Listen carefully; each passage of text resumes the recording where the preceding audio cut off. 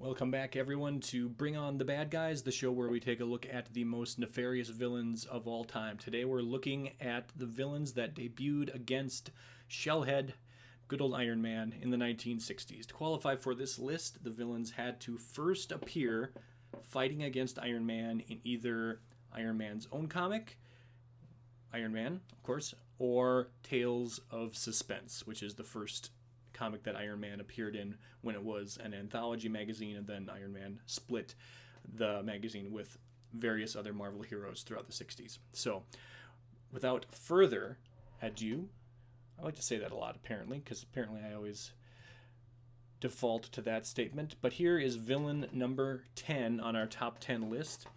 And this villain is known as the Unicorn. Not a very intimidating name, if you ask me. But his real name, actually not a whole lot more intimidating, Milos Masaryk, who hails from Bratislava, Slovakia. He first appeared in Tales of Suspense number 56 in August of 1964. And he was created by the legendary Stan Lee along with Don Heck. And the power scale on good old Unicorn here, like all of our villains, is composed of 5 different categories worth 5 points each: personality, powers, mythology, design, and cultural impact. To clarify, mythology is everything that happens in the pages of comics, cultural impact, everything off the pages. So movies, TV shows, video games, things like that. The other categories should explain themselves. So personality 2, Unicorn, not a very intelligent or conniving villain. A little bit more than just being at the thug level because of his technology. He kind of has a cool costume, though, which is totally canceled out by the atrocious headwear that he's worn throughout his career. So that's why, if we jump down to design, he sits at a 1. Powers 3. He is an expert in physical combat and also with using bladed weapons. He has superhuman strength and durability and can generate force fields and has energy blast projection thanks to his ugly unicorn-shaped kind of looking helmet. So he sits at 3 for the powers category. Mythology 3. A lot of Iron Man's villains from the 60s don't quite measure up to other villains from other heroes. Especially in that there's a lot of behind the Iron Curtain, Soviet villains, tech-based villains, and you just don't quite see the variety of villains that you do in heroes like Spider-Man or Fantastic Four, for example. Unicorn is one of those. He is a former KGB agent.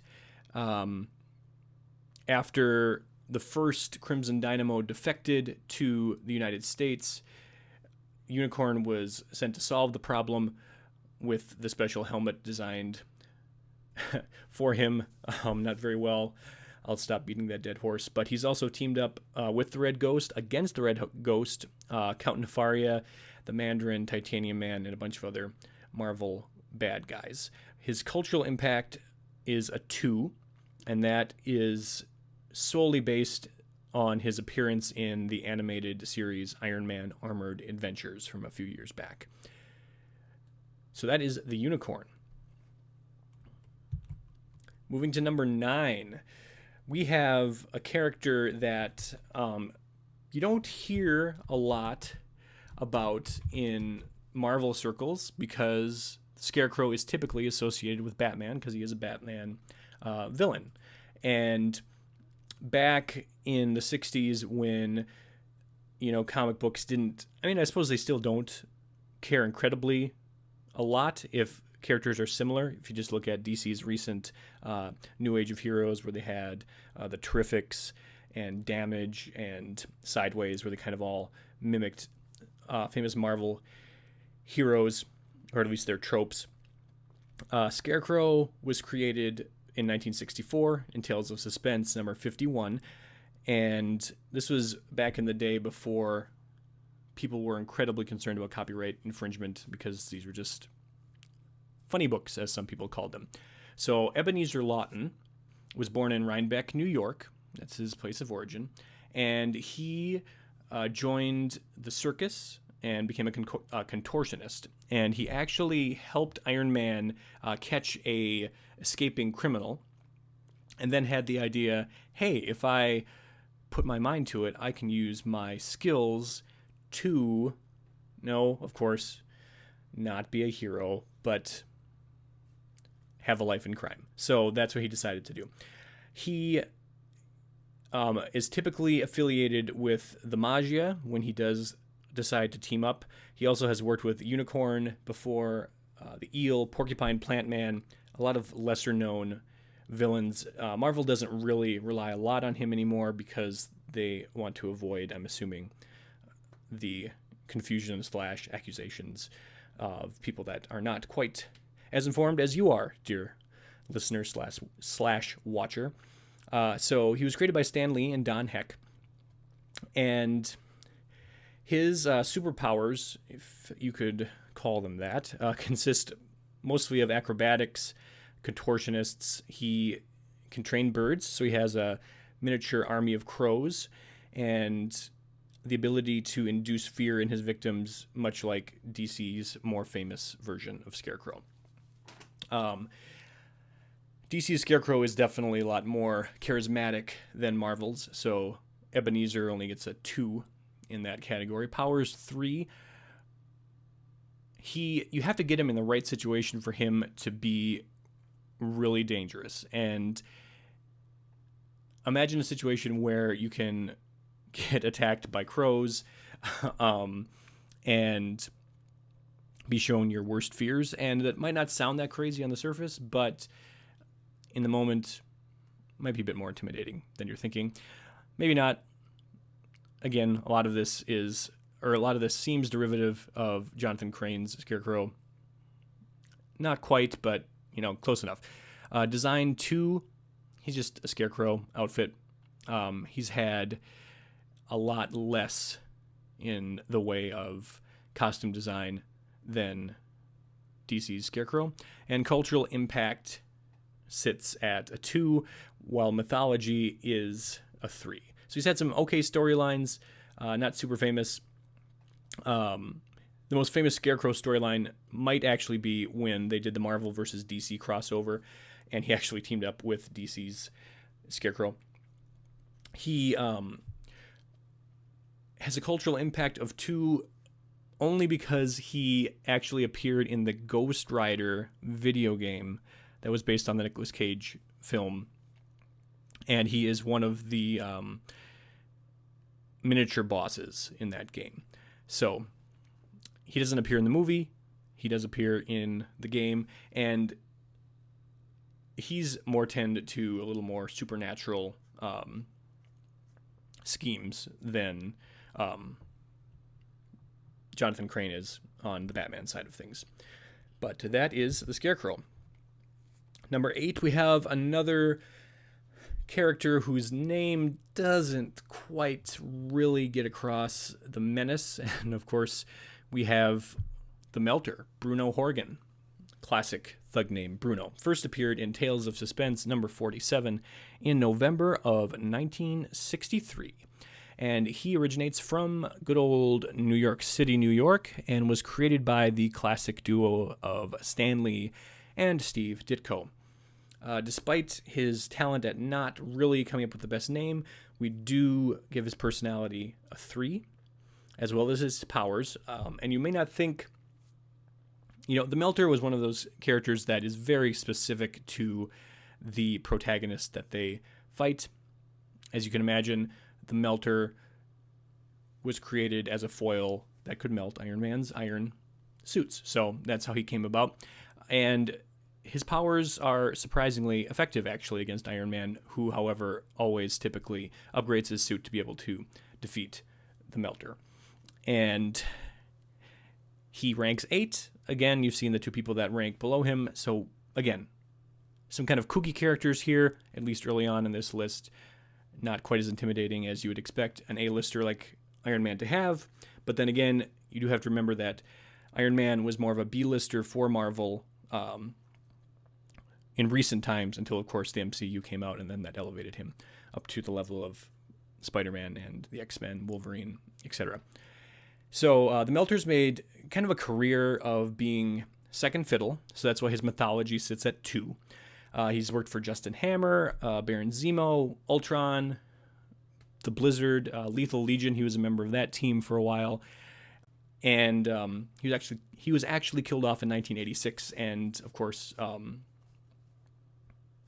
we know that nothing is permanent as far as death goes in the comics. So his design is a 2. His costumes really not that sleek, not that great looking, but serve their purpose, as Iron Man would find out on more than one occasion. And his cultural impact sits at 3 because he has appeared in a few animated shows. The Marvel Superhero Show way back in the 60s. He showed up in Ultimate Spider-Man, Superhero Squad, Iron Man Armored Adventures.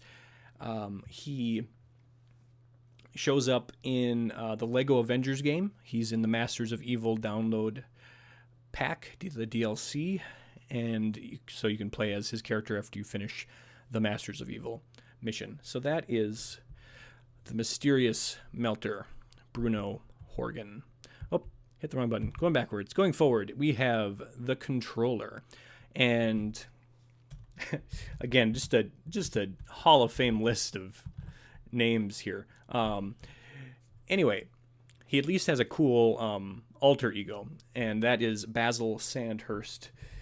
And Basil / Controller appeared in Iron Man number 12 in April of 1969, and his place of origin is Kittery Point, Maine. So one of the few villains that we have that originates from the great state of Maine.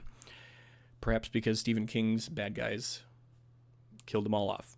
The Controller was created by Archie Goodwin and George Tuska, and his personality is a 2. And we'll get into that a little bit more when we get to mythology. So he sits at 2. His powers are 3. So the Controller, like the Melter, is very specific to his power set. So if he's able to enact his plans based on the powers he has access to, he can be very successful. So he has invented these control discs that he uses to, as you might expect, control the will and mind of other people. If he's able to enact schemes along those lines, he's got a decent chance of at least getting those plans to progress at a decent pace. Anything outside that realm of control, quote unquote, not particularly effective. And mythology, and he gets a 3 in mythology, and that's primarily due to his role as almost the forerunner of Thanos. When Thanos first started appearing in the Marvel comics of the early 70s, and people were just starting to figure out what he was all about, the Controller was one of his main contacts on Earth. And actually, in some of the Controller's outfits, you can see a very strong resemblance to what Thanos' outfit is, his classic, purple and gold. And where the Controller's is silver and more of a navy blue, usually. In this picture, it's a little different. They've departed a little from the Thanos knockoff look, but in his more iconic appearances, the Controller does look a bit like Thanos. He also has a very interesting origin story because he lived with his brother up in Maine, and he was basically crippled and confined to a chair, and was only able to gain motion again when he came up with an exoskeleton that also gave him super strength. And using the exoskeleton and its ability to move him around, that's when he created his controlling discs, and eventually Iron Man and S.H.I.E.L.D. were able to take him down his first go-round. His next go-round, as I said, was thanks to Thanos using him as one of his contacts on Earth. Design 3, again, at first we see a lot of the Thanos knockoff, but he does have kind of a cool look with kind of a decayed looking face, showing that he's not exactly as he seems to be if you were to just look at his exoskeleton. His control discs usually do kind of fit into his motif, so that's kind of a cool touch. So he gets a 3 for that. And cultural impact, he also gets a 3. He did show up in the Iron Man animated series from the 90s. He also showed up in Iron Man Armored Adventures, which was geared a little bit towards younger audiences. At least it had that kind of animation style. And in there's a couple video games he shows up in. Iron Man, the Wii console version, and then Captain America and the Avengers, one of my favorite games growing up, which I played on the Sega Genesis. They actually called him Control, and I say it that way because that's the way that the audio in the game actually said it, and there were 2 of him in the game. So he was a mini-boss as far as that is concerned. So that's the controller at number 7. At number 6, we have Ultimo, and Ultimo is kind of difficult for me to put on this list, and I'll get to that in a second. His real name is Ultimo. Pretty cool. Tales of Suspense 76 was his first appearance way back in September of 1966. It says 62 on there. I meant to change that. It should be April 1966. Caught a mistake. Tales of Suspense 76 is the correct issue. His place of origin is somewhere in outer space. We don't quite know where. And he was created by a few people. Stan Lee, Gene Colan, Adam Austin is another name on the list that contributed to Ultimo's creation. Personality is 1, and here's where I will get into why it's a little difficult for me to include him. So he is a robot, android-type creature, and he was created as a weapon by an unknown alien race. And, of course, oh, it's thundering here now. It's good timing talking about Ultimo. Comes to Earth, thunder and lightning, of course, naturally. And the Mandarin gets a hold of him and ends up controlling him. It's later revealed that Ultimo is not the Mandarin's creation, which is what the Mandarin actually originally claims.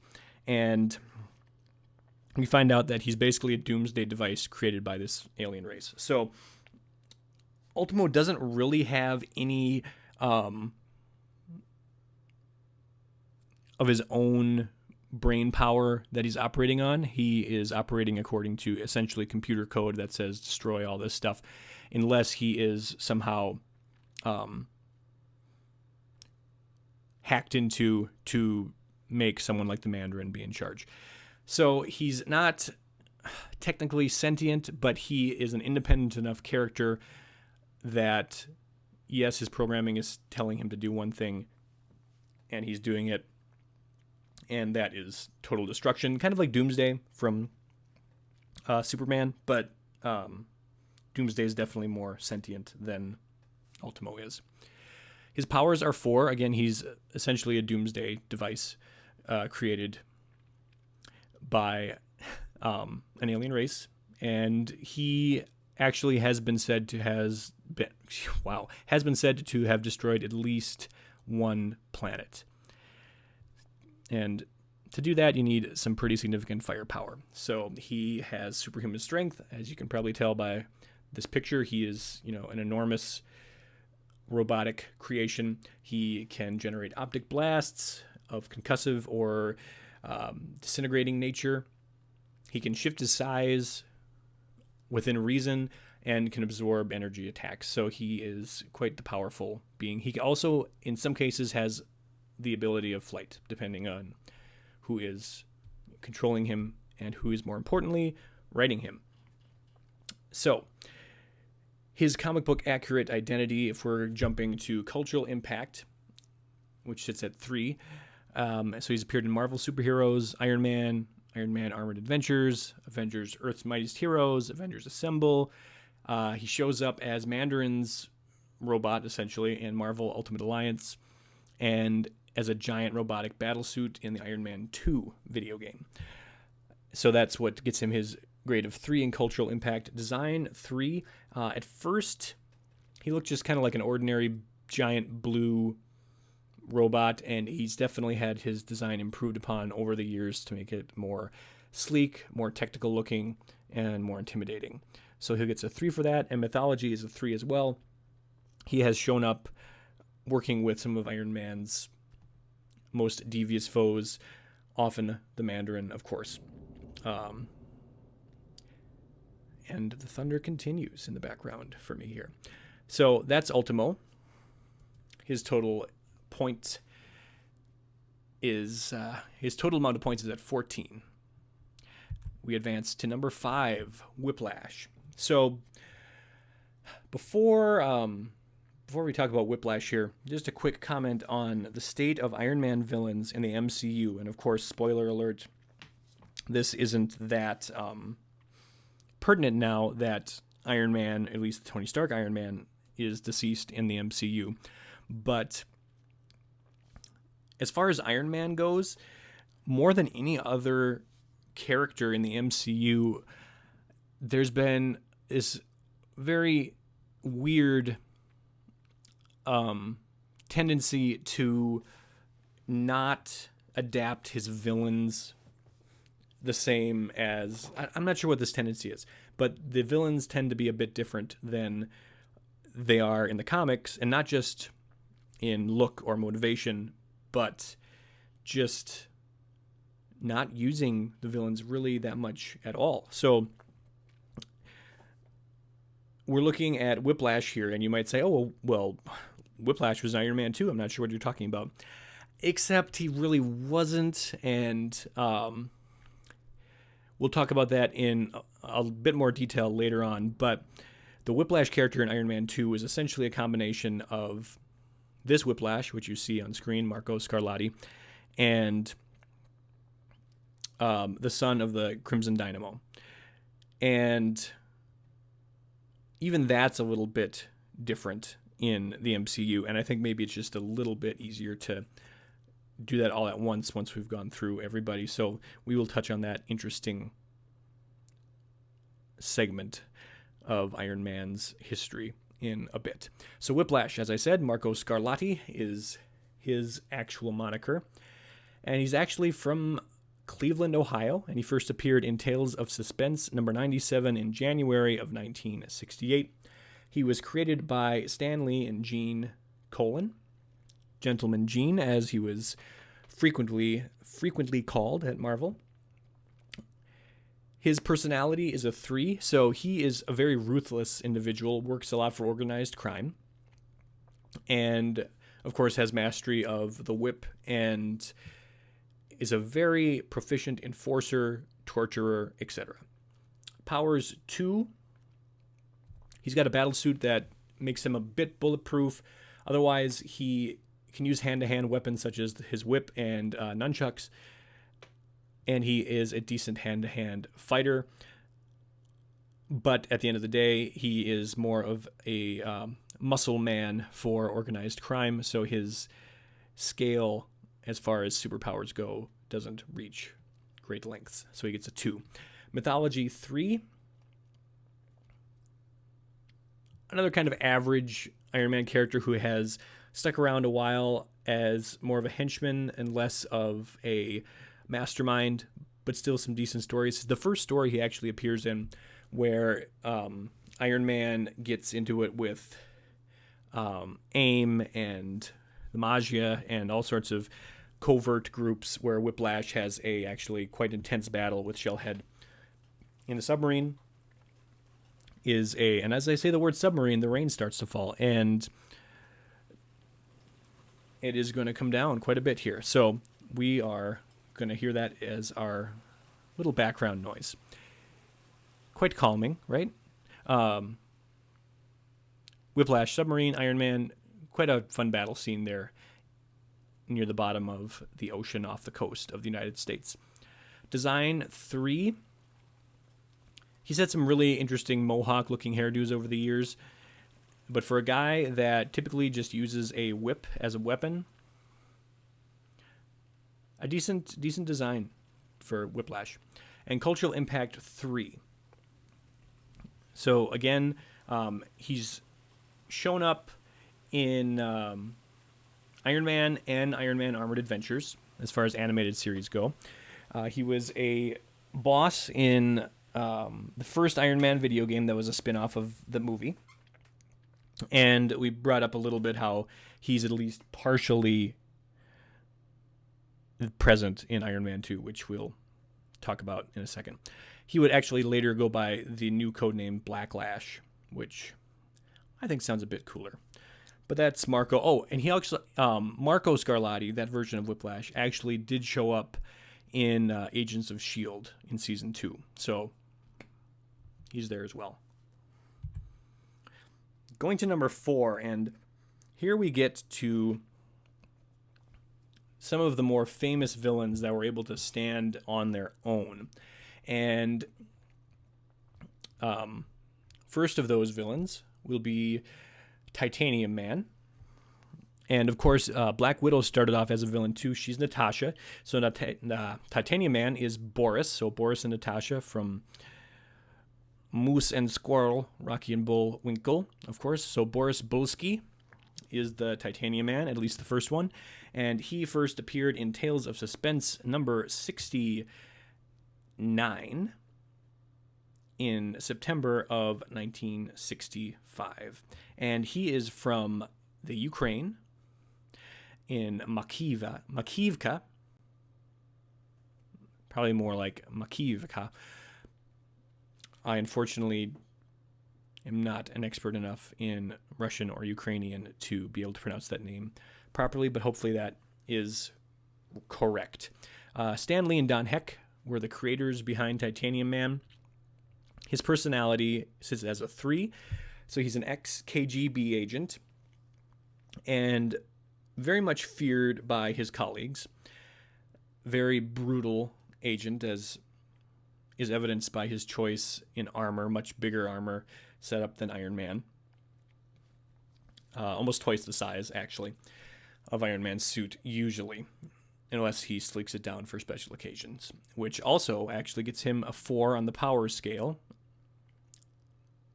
Quite a bit of the same type of firepower as Iron Man, bigger suit, plated with titanium, as you might guess, and very powerful suit.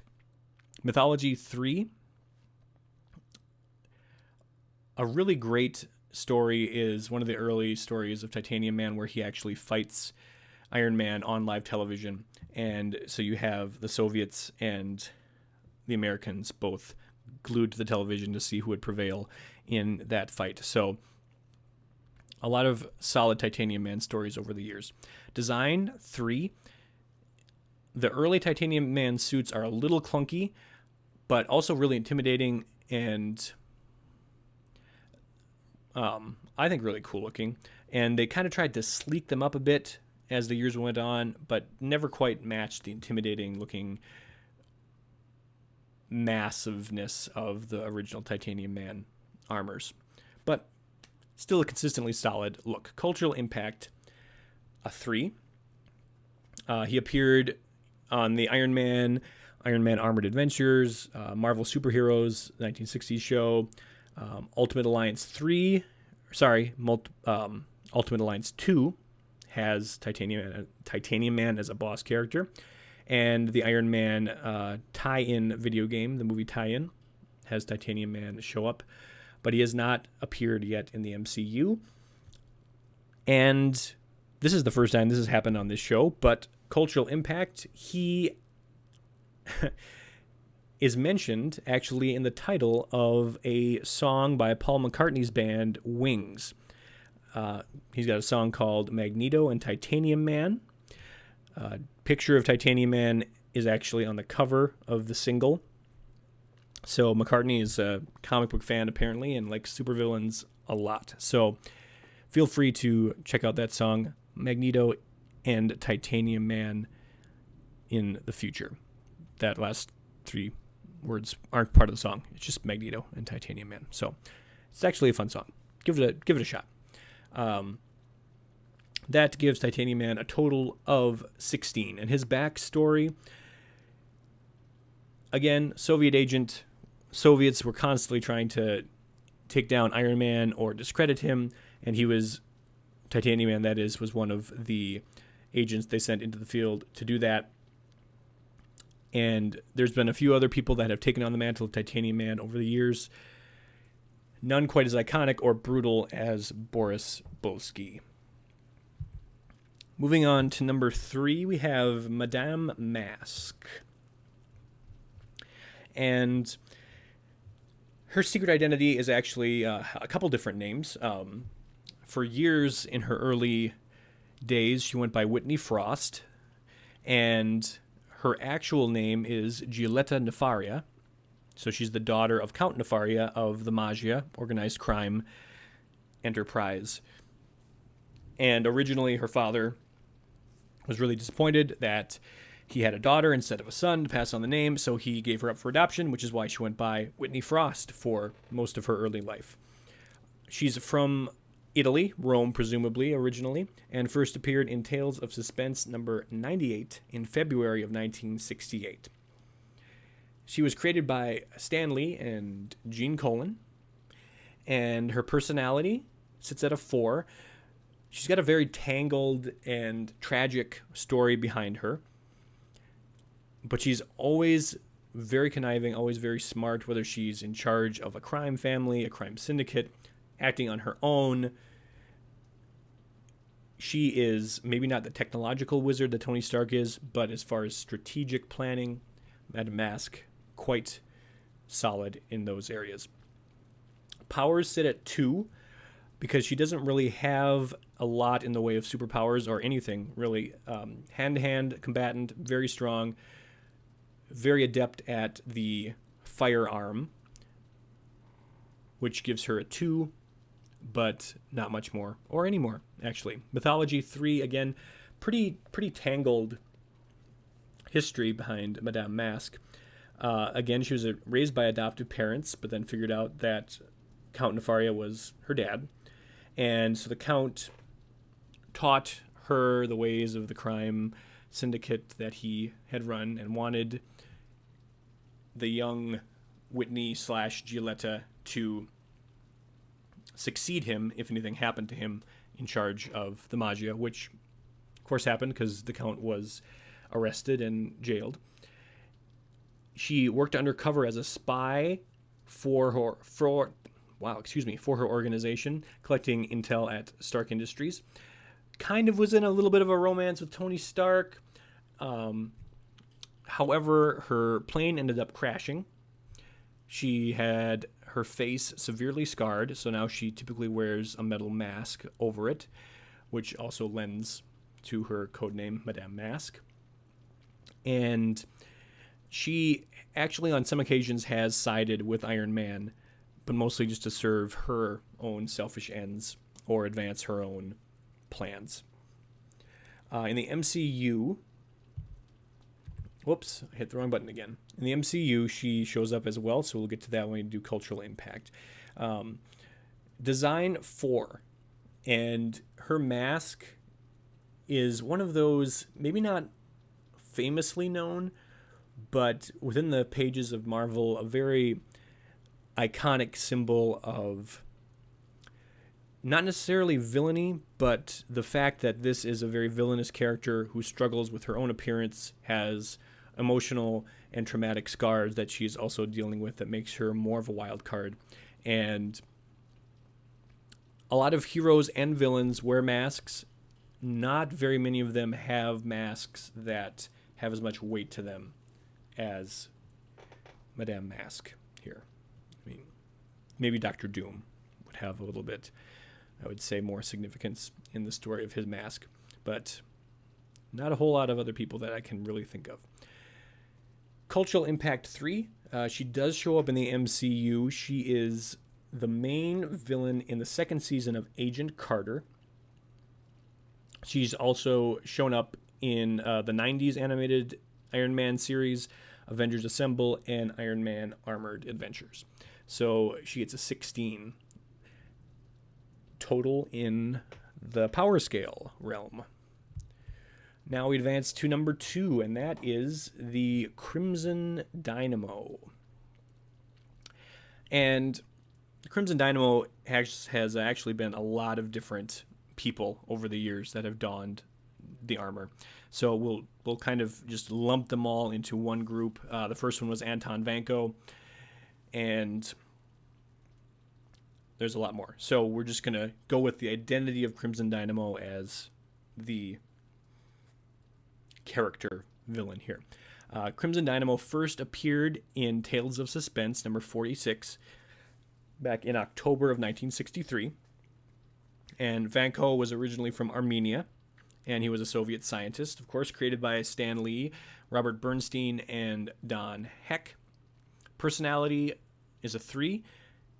He's a scientist, very brilliant scientist who would later defect to the American side of things and sacrifice his life. Nothing crazy in the personality department, but nothing awful either, so rated average. Powers 4. The armored suit, especially when it was first created behind the Iron Curtain. Flight, superhuman strength, electricity manipulation, hand blasters, tons of other different weapons, and of course it's been modified throughout the years to make it even more powerful and stronger. Design 3. Again, it's hard to really say every Crimson Dynamo armor has been amazing looking. The first armor does look kind of clunky, and there have been some that we've seen over the years that aren't that sleek. Some others have been very sleek, so really we stick with the middle number and go with 3. Cultural impact 4. And this is the first villain we see here that was really has shown their presence a lot over the years. Vanko does appear in the MCU. We'll get to that in a second. But we've also seen other Crimson Dynamos in the Marvel Superheroes show from the 60s, Iron Man Armored Adventures, Superhero Squad, Avengers Earth's Mightiest Heroes, Avengers Assemble. He's shown up in some video games. Marvel Ultimate Alliance, he's one of the boss characters. Iron Man 2, he's a playable character in the Lego Marvel games. Actually, one of my favorites to fly around cities with is Crimson Dynamo. So his cultural impact sits at 4 for a total of 17. Finally, we come to number 1, who of course is the Mandarin, and we don't know the Mandarin's real name. He's gone by some different monikers throughout the year, and I won't give them away for you comic book readers. But he first appeared way back in Tales of Suspense number 50 in February of 1964, and he's originally from China. And he was created by Stan Lee and Don Heck. His personality sits at a 5, and the Mandarin was originally created as almost a caricature of American enemies in the Far East, when we were dealing with maybe a bit of Vietnam, but also Red China. Of course, we have a lot of Soviet villains in here, but the Mandarin was the face of the Far East villain trope in the years after the Yellow Claw had, of course, filled that in the 50s. And as it were, some more racist caricatures of the character show up in the early issues, but